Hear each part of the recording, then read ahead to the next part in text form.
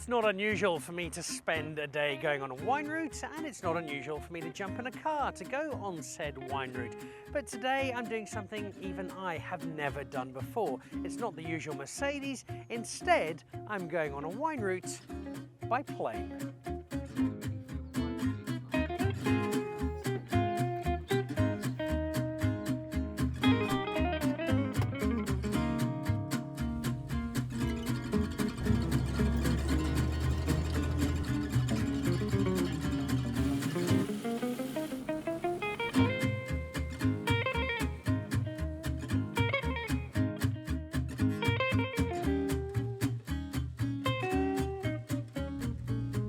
Good morning, ladies and gentlemen, from the crew here up in front. This is Charles Blood, your captain. I've got Leon as my first officer. It's a lovely day at Elandsbaai. We're cruising at 2,000 foot on our way to Winery. Please sit back, relax, and enjoy the snacks.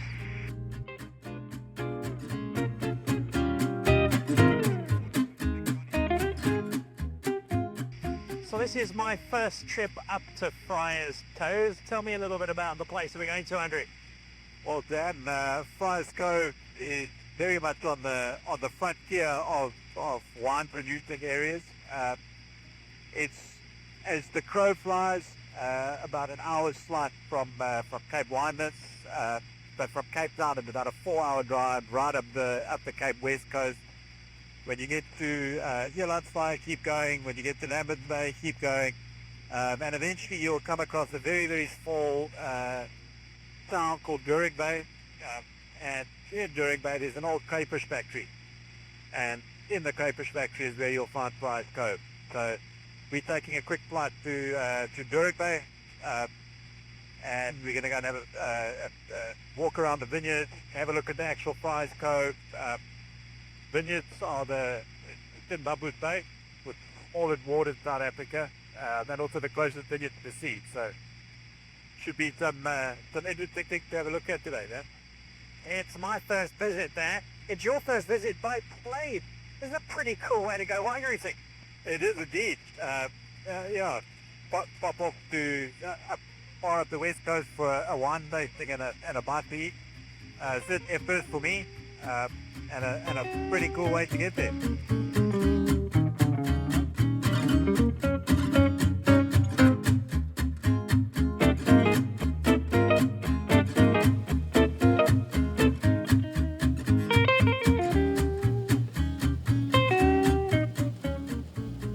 Beautiful flight up the west coast. It is such an enchanting part of South Africa. So so naturally beautiful, and perfect build-up to our visit to the cellar, but one that has been ever so slightly delayed because During Bay International Airport has got some sheep on their runway. As soon as they're cleared, we're ready to land and possibly supplement our seafood buffet at lunch with a couple of chops.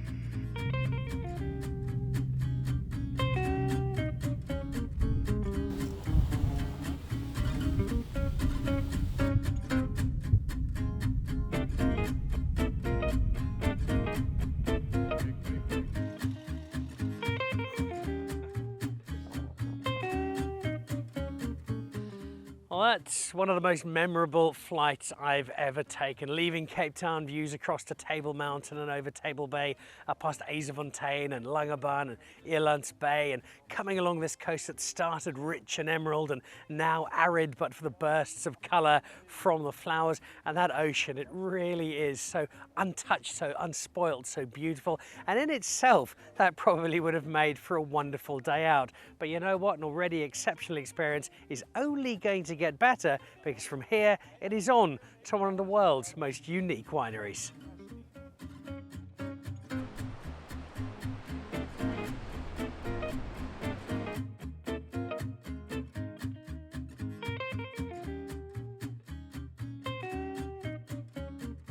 Well, if you've probably worked out, this isn't actually the vineyard, nor is it the winery. It is in fact a rather special place, not just to have Cove Classique and oysters and get the day underway properly on the west coast, but also because we are at the very cove after which the winery is named. Friars Cove is exactly where I'm standing. Jan, why Friars Cove? Give me the background of the name and where we are. Yeah, originally all this land around here was owned by a British settler. He owned this farm, and this cove was named after him. His name was Richard Fryer, and the reason why we adopted the name for the winery, for the vineyards and the winery, Friars Cove, is because Richard Fryer was a very community kind of guy. He built a small school for the community, and he was very involved in upliftment and social development of the community. So from the start we actually did the same, tried to do the same for the community, involved in certain projects and things like that. So that's why we called it after him, and this is the real cove. Yeah. I think he'd be pretty proud of that honour. Yeah, thank you very much. All right, so now we know the winery's origins, we know the name, we know the man behind it, and we know that bubbles and oysters go really well with the start of the day. Next stop, to find out where the grapes that produce this fabulous wine actually come from.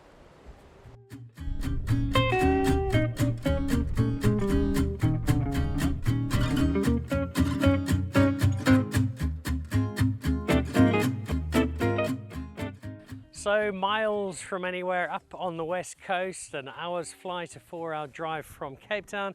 Of all the things you're probably not expecting to find, a winery will be pretty high up on the list.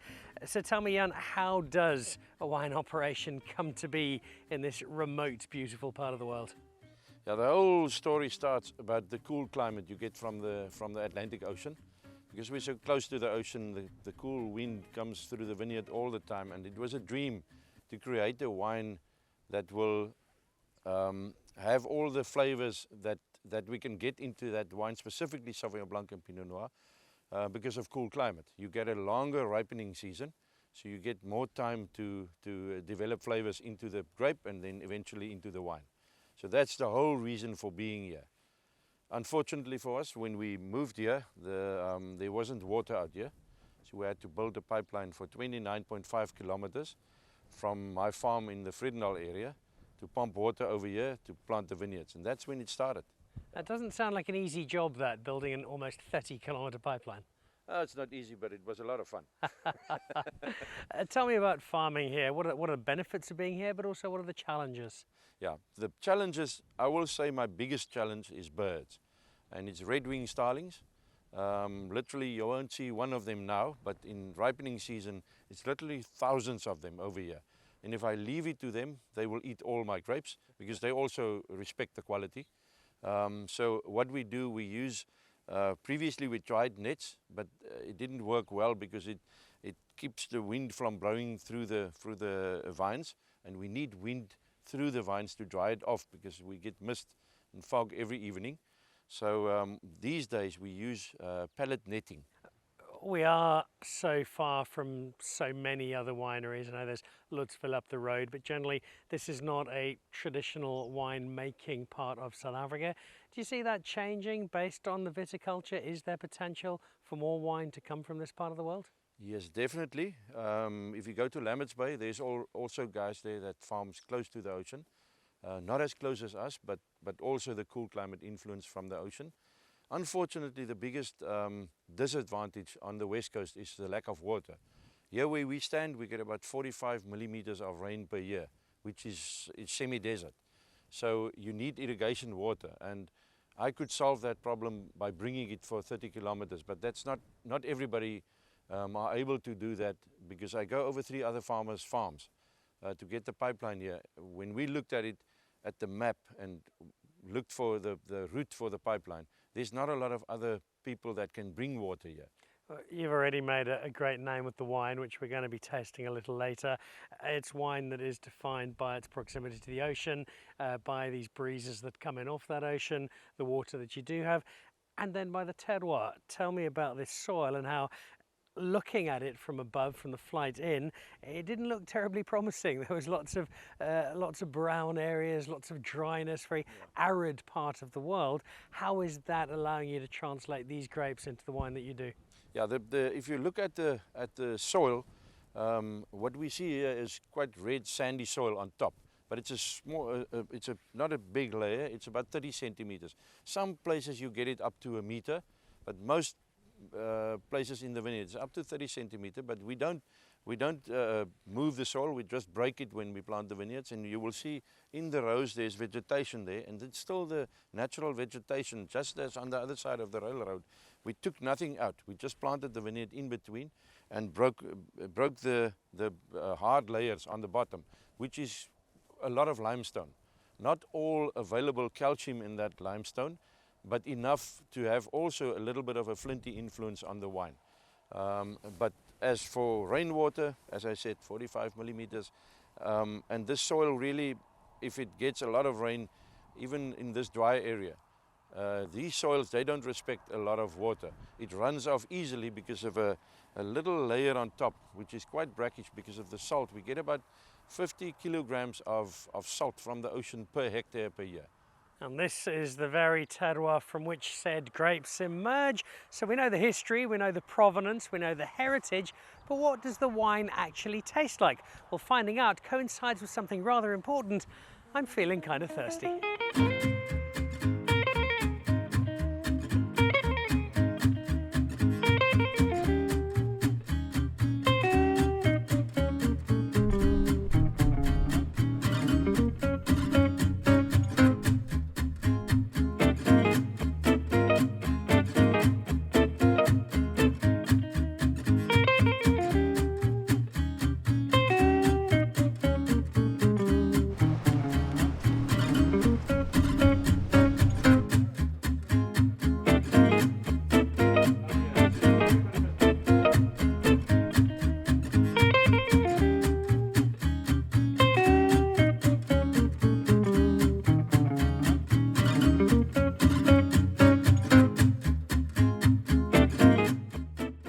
So we've been down to the beach, we've been into the vineyards themselves, but it's now here at the winery with finally, in about time, a glass of wine in hand.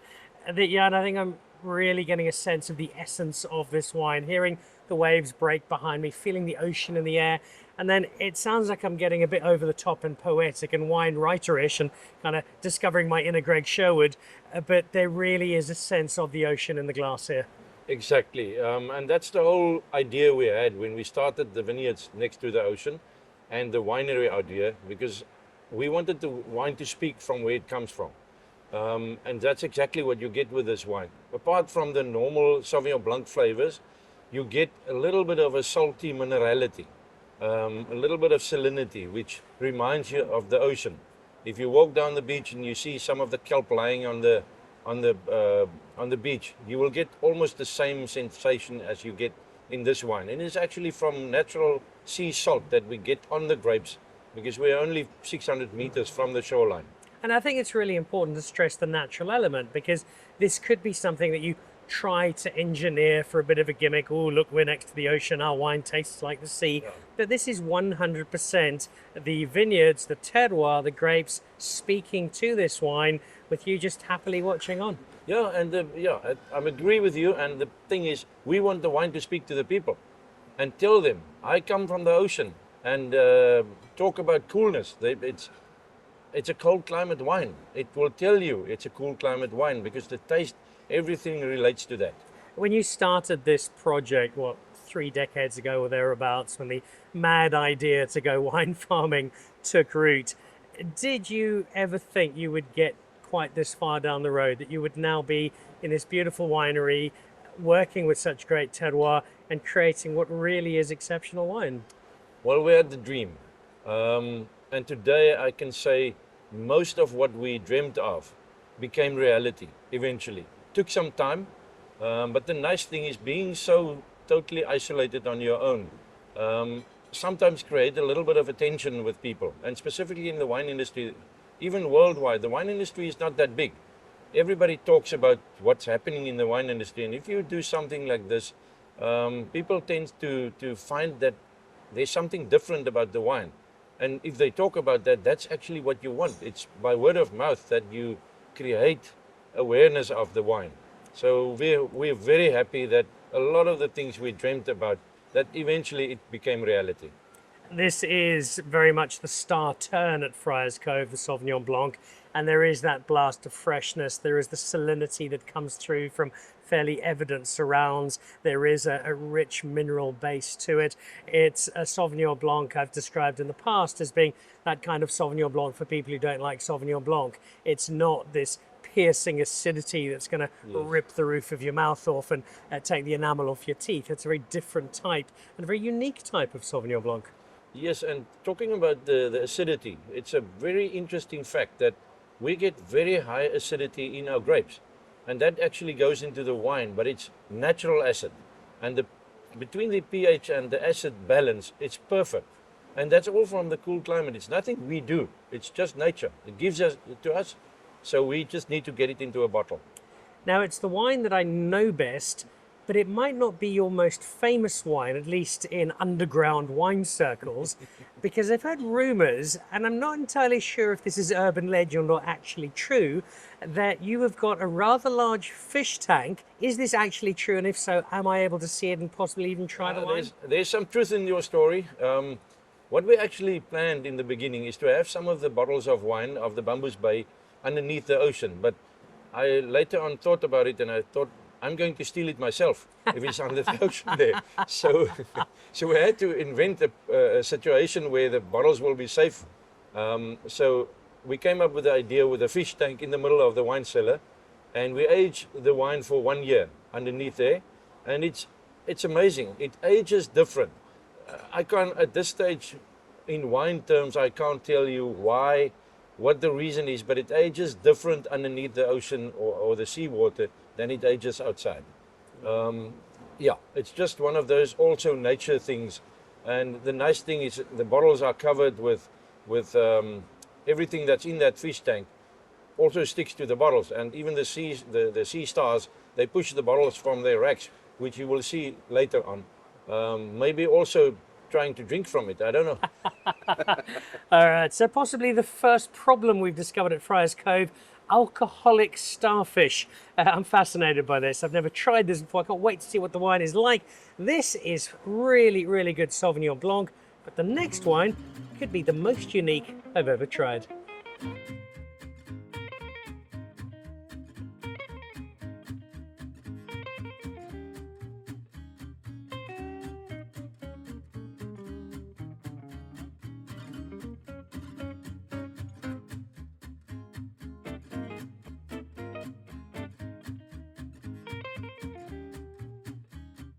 So you've put this into the water. Aesthetically, it's so cool, and it's an awesome story to have. But from what you have sampled of this wine from this experiment, does it do something meaningful? Does it have an impact on the wine that you think adds a new dimension? The big advantage for us for putting it in here is you can see where the wine goes. It's as if it ages a little bit faster. The reasons, as I said previously, I'm not exactly sure why, but it gives you a good idea where the other one that we recently tasted, where it's going. It just have a better mouthfeel. It's absolutely a full balanced wine with a lot of interesting flavors, but just coming to the front more out of this bottles under the water. So it's sort of your bellwether of the wine to come, but also we talk so often in the world of wine of sense of place. I don't think you can get more sense of place than this. Exactly. Yeah, it's just something extra that we wanted to do, and we've done it in here. And I think there's only 600 bottles per year that goes into the tank. So, and it gets sold like this. So if I want to try it or I want to buy it, I would need to come out. You need to Friars come Cove? and buy it here, yes. All right. Unfortunately, we can't send it anywhere because it's got live organisms on it. So you need to buy it here, and yeah. And is there really an octopus living in there? There's a lot of things living in there. But there used to be an octopus. I don't know if it's underneath the bottles now, but the starfish, that's the thing that gives us the most trouble with the bottles. They try to push it out of the racks. And as I said, I think they try to drink some of the wine. I love this. It's such a cool element of Friars Cove, and this horde of drunk starfish, and probably the best octopus teacher you could ever hope for.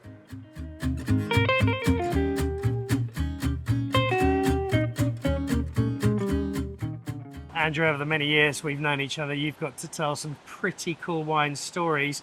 Even you can't have too many better than this one. No, not at all, Dan. And you know, I've been here many times since since Friars Cove has started, and every time I come here, I'm just blown away at the uniqueness, the everything about it is just special. I've been fortunate enough to travel to many wineries around the world, and nothing comes close to Friars Cove, just in terms of how special and unique it is. So a very cool story. Initially, there's so much that suggests this shouldn't work. It's miles from anywhere. You don't get much rain. Water is an issue. Your winery used to be a crayfish factory. It's the kind of thing a mad billionaire's investing in, and it all goes wrong. And yet, actually, there's just so much that's so inherently right about it that almost makes me wonder why there aren't more people here. And I suppose it is miles from anywhere, but there's just so much that's still so wonderful about this. Yeah, and I think that's the beauty of it, Dan. You know, there's a fantastic little spot at the entrance where you can go and take a photo where it says "difficult is worth doing," and I think that just encapsulates everything that Friars Cove is. It was a dream of Jan and his brother-in-law Jan Hamman and his father Jan Ponk Senior. And it takes brave people to bring dreams to life. They're not necessarily easy. You heard about how Jan had to dig a irrigation line 29.5 kilometers. I mean, that is driven by passion and driven by an unreasonable want or desire to do something. And that's where something like Friars Cove gets born. And it is a great story, and you could probably sustain Friars Cove on the story alone and get by with some middle-of-the-road wine, and it would still be a cool place to come and visit. But you don't, because it is backed up by some wine that isn't just catching the attention of people like me, but there are a lot of people around the world for whom Friars Cove, and particularly this Bamboo Space Sauvignon Blanc that is so unique, has really made an impression. Absolutely, Dan, and I think that's something that we will remain fully committed to.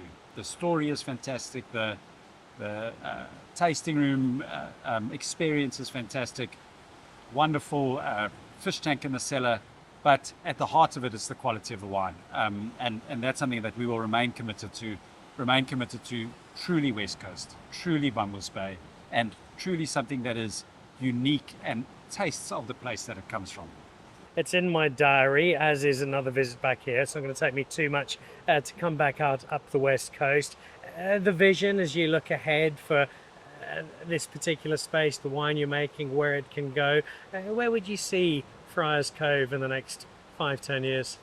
And I think, you know, it's we're fortunate that we've got a couple of things in our favor. I think the quality of the wine is one thing. Mm-hmm. You know, and the range is not too wide. You know, we're very focused on Sauvignon Blanc. We've got the Bamboo Bay and the Friars Cove Cape West Coast Sauvignon. The Chenin is an exceptional wine. It's got a bit more texture. Spend some time in barrel. So, to answer your question, where I see it in 5 years' time, that it is the West Coast winery. And if we can really entrench ourselves as the West Coast winery within South Africa and still offer an authentic experience with true expressions of West Coast Sauvignon, Chenin and Grenache, Cinsault and Pinot Noir. I've got to be honest, part of me really wants to celebrate Friars Cove and shout it out to the world, but Dan really likes wine. Part of me wants to tell no one, because I want this to be my best kept secret. Exactly. But whatever I said, don't think it's going to have a huge impact, because word is spreading, and it's spreading not just because of this location, but because the wine is seriously good. So well done to you and the team. Thanks for having us out here today. And I think we might be available to come back when there's another gap. Fantastic, Dan. Thank you very much. Cheers.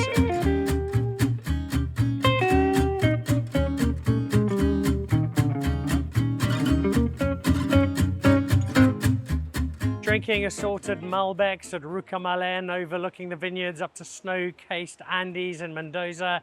Trying a Sirtico at the Vasaltis vineyard in Santorini. Going through the vineyards of Waiheke Island off the coast of New Zealand. And now here at Friars Cove on the west coast of South Africa, just out of Doring Bay. these are some of the definitive wine tasting experiences of my life. And this is so simple and yet at the same time just so full of joy and delight and wonder. And although it is beautiful, although it is unique, although it's miles from anywhere, what really does form the platform of this experience is the sheer quality of the wine. The Sauvignon Blanc is unique, and I've said several times it's great for the Sauvignon Blanc person who really doesn't like Sauvignon Blanc. But beyond that, just a brand new expression from this tiny little ward, 4 hours drive from Cape Town or an hour's flight, that gives such a rich, wondrous and unforgettable experience. It's been a terrific day. The company's been almost as good as the wine, and the chance to see this largely unspoiled, largely untouched part of the South African wine world is one that will stay with me for a very long time. Part of me wants to tell you, get here in your droves, come as quickly as you can. Part of me says, no, stay away. I want to keep this for myself. But either way, I think more and more people are going to discover that not only is this so beautiful, is it so enchanting, but also it is home to some seriously good wine. And with Pinot Noir on the horizon, the future of Friars Cove is only going to get brighter. I've got a plane to catch to head back to Cape Town. There might be a bottle of wine or two in my hand luggage. There'll also be a commitment to get back here as soon as I can, because this really is, in all of my wine adventures around the world, one of the most special I've ever had the pleasure to be part of.